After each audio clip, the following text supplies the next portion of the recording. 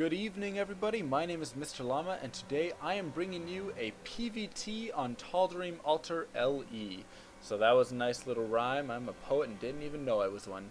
Anyways, up here in the top right, we do have Pinnapple, a little bit different spelling of pineapple. And he is going to be our red Protoss player. And down here in the bottom right, we do have our blue player Tyrael. So I'm guessing he was a Diablo player, because Tyrael is from Diablo, and I love that series so very much. And if you ever watch any of the cool cutscenes in like Diablo 2 or anything like that, it is awesome to watch. So I definitely suggest at least watching, if not playing the games, Diablo 1, Diablo 2, and Diablo 3 actually, which is coming out soon. I'm in the beta currently, so I've been running around doing a lot of fun stuff in there, just enjoying it. Anyway, so we do have this PvT here. And I recently just watched the PvT between Cole Cruncher and Slayer's Boxer, who of course the Emperor, everybody knows him, who is getting into SC2 here. But Cole Cruncher seemed to have won, I believe. He was up 2-1 last time I saw, and I don't believe I did get to see the rest of the game. So I'm not sure if Boxer was able to make a comeback or not. And I'm sorry if I just spoiled those games for you, but I didn't ruin the ending. So there's still a couple more games, I would assume, that you could possibly go watch.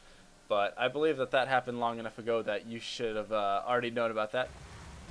Anyways, so it was just really interesting, though, to see Boxer's push coming in, trying to get the expansion that Pinnapple had thrown down, but really being unable to do so. In the meantime, Boxer was able to snipe the gold of Cruncher. Yet in the end, it seemed that Cruncher's Colossus count was too much for Boxer, and he did lose that game. But it was just a very interesting game. Marauder, a lot of Marauders, I should say, versus those Colossus. So of course the Colossus are going to take that out, as there were not enough Vikings in that game, and the force fields were tremendous there by Cruncher. Anyways, in this game, we do have Tyrael, who it looked like was trying to wall off there and throw that down, so he wouldn't let the Protoss player Pinnapple come in and see that he was not mining gas, and he is probably going for some sort of 1-rax expand build. But unfortunately, there was a little gap left between that supply depot and that barracks, so our Protoss player was able to get in there and get a scout. And of course, there is still not a gas, and there will most likely not be a gas, as he is going to go ahead and drop this expand. So 1-rax, gasless expand, very common build there, especially on this map for a TVP. In the meantime, we do have Pinnapple opening very, very standard here. He has dropped a gateway, the Cybernetics core, and he is going to go ahead and start getting Warp Gate out along with that Zealot. So we'll have to see if at 50 gas here he is going to get a Stalker as well and go for a little Stalker Zealot poke, or not. And I apologize for just calling it Zealot. That was, I used to play Starcraft 1 and Brood War ever since I was a little kid, so I always called it a Zealot starting there. And then recently somebody was like, you know it's Zealot, right? And I was like, oh well, yeah, that would make sense, as the word zealous is not zealous. But I will try and correct myself as it goes. So there is going to be a little poke here by Tyrael. Going to go ahead and use these 2 Marines to try and take out the Zealot. Great little Marine micro there. So none of the Marines were taking any damage. One of them may be able to get a hit. And is he going to actually be able to take this Zealot out? There is the expansion going down right now for Pinnapple, so we just see that, and yes, it does look like Tyrael, with some great Marine micro, going to be able to take out this Zealot, but he is going to lose these Marines to the Stalker, of course, as the Stalker does have that speed advantage over the Marines. Meantime, we do see a bunker coming down now for our Terran player, so always good to get when there is a Stalker out on the map, because Stalker versus Marine, when you didn't have any gas and he's just now getting his gas. But Stalker versus Marine, the Stalker is going to win that battle if he has the room to micro back, because the Marines should never be able to get a hit off on him. So getting that bunker does add that range for this Marines, and it's also giving the ramp advantage right there. Meantime, we do have a pylon though by Pinnapple down here, so it does look like he might use this for some later on harass, or just as a forward pylon if he is going to make some sort of push. And that's always very good to have as placement, because if for some reason you are pushing and you have your pylon all the way back here where you can warp in, you're going to have to run those units the whole length of the field here. So it looks like Pinnapple is going to step up, and Tyrael has left his Marines here. And there we go. So he does come back to get them before any damage was done. And yes, as you see, Pinnapple is warping in units, so he is looking to make some sort of stalker push right here. He is going to have 5 stalkers, but he is going to be up 7 marines and a bunker, and I do not think he will be able to break that right now. 8 marines with only those 5 stalkers. In the meantime, though, he is warping in 2 more zealots that are going to come in from the side. So this is going to be a flank attack here from both sides. It looks like he is building up both sides there, and here we go, the zealots coming in. And the stalkers coming right now, so they're going to push up and they're going to try and take out this bunker, but there is just too many marines. That is too much DPS for these stalkers, and they're going to have to back out. 2 zealots are lost right there, so that is that battle did favor Tyrael a little bit there, as I think he might have lost possibly 1 marine. And yes, Pinnapple is going to back up, so I guess he was just making sure that the Terran was going to go ahead and stay in his base there while he did have time to get his expansion up and start getting that mining. So both players going to go ahead and be getting their incomes going, their economy, and it does look like our Protoss player here, 36 harvesters over 31 for Tyrael, so that is slightly in the advantage of Pinnapple, as he has been focusing his Chrono Boost on his Nexus more, and Tyrael has not been making as many SCVs. However, he does have those mules, so that mule, of course, always boosts your income up easily, so he is going to be exceeding his opponent's income despite having less harvesters. Meantime, he is going to go ahead, and he does see this pylon right here, so always good to check around for pylons, because if you can kill off those forward pylons, kill off the probes that come down to place forward pylons, that just delays the Protoss attack so much more. All those reinforcements have to come back and have to go all the way back down and run if they want to join an attack. So smart play right there.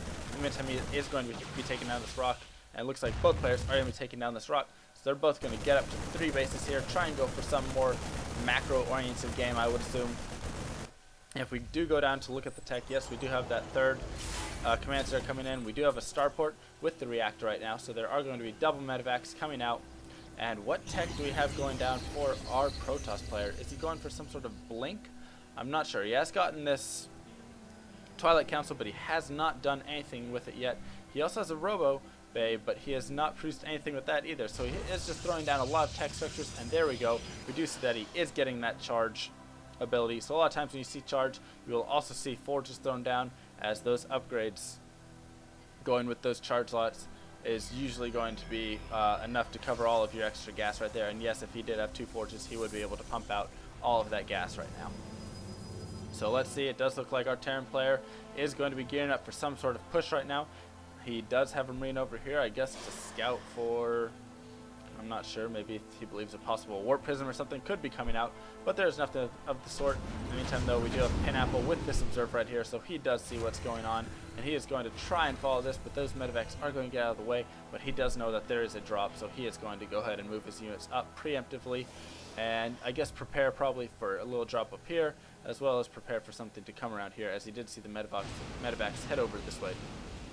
Meantime, we do have upgrades going down now for our Terran player. So on those engineering bays, yes, he has 1 engineering bay now. He has a 2nd one coming down, as well as an army. So right when that +1 finishes, he should be able to get that +2, maybe a tiny bit after. But that is always good for staying up on those upgrades, because as you do move into this macro game, upgrades are always ever so important. And getting them early can give you that advantage right now. So it looks like he is going to come in for this drop. And our Protoss player, Pinnapple, is not prepared for this. He might be able to snipe off something right here, but he's taking so long to drop all of these units that it looks like the Protoss army is going to be able to get there. So is he going to load up and get out? Yes, it does look like he is. And these stalkers do not have blink or anything like that, so they will be able to run around and chase down this medevac. But here we go. Is he going to come and abuse this little cliff area right here, as it is so difficult for Protoss players? Yes, he is. So he is going to drop there, and it looks like our Protoss army is going to be split up, and a little bit of a miss drop right there by Tyrael, as that was not effective in either area, as the zealots were able to come over there. So needs to do a little bit better job right there with his drops, as he just lost a lot of units for free that he could have easily run away and kept. So those drops did not do too much damage there. Pinnapple nicely defending that. In the meantime, though, we do have a lot more medevacs on the field, so possible that we will see more drops, or that we will see some sort of push.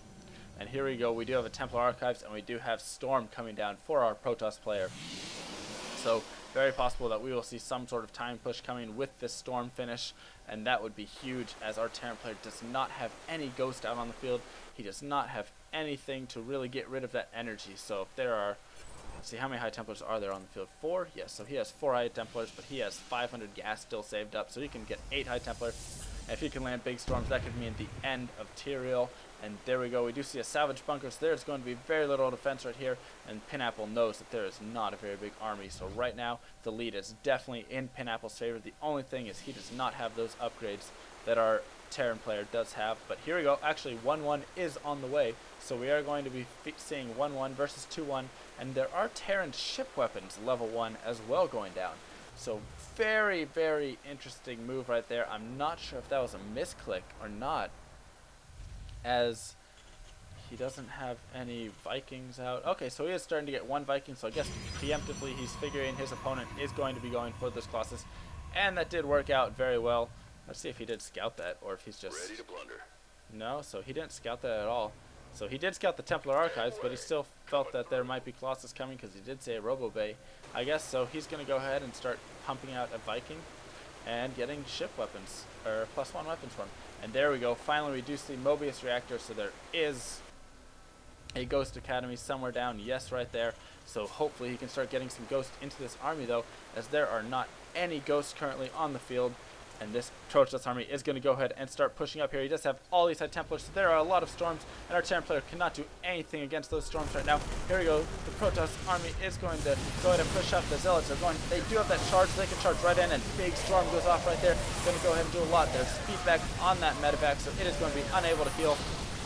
And of course, it does go down. And there are these High Templars not being able to use all of their energy, and these sentries either having any of their energy, but it does not matter. That army is going to be big enough to take care of everything. Those charge lots just came in too strong, and the supply advantage was too much in Pinnapple's favor there, that Tyrael was unable to defend that. So GG, well played. Nice little push there by Pinnapple right before any of those Ghosts could get out with that Mobius Reactor. So thanks for watching. MrLlama out.